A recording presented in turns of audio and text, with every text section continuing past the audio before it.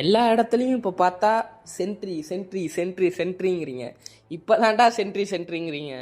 உண்மையிலே sentry powerful தான், அதை நான் ஒத்துக்கிறேன்.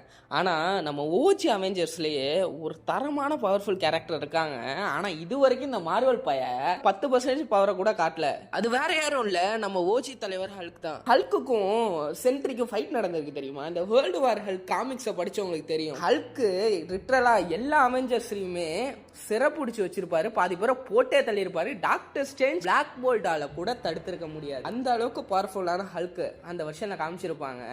இத்தனைக்கும் அவர் வந்து வேர்ல்ட் பிரேக்கர் ஹல்காலாம் மாறி இருக்க மாட்டாரு, வேர்ல்டு வார் ஹல்க் தான்.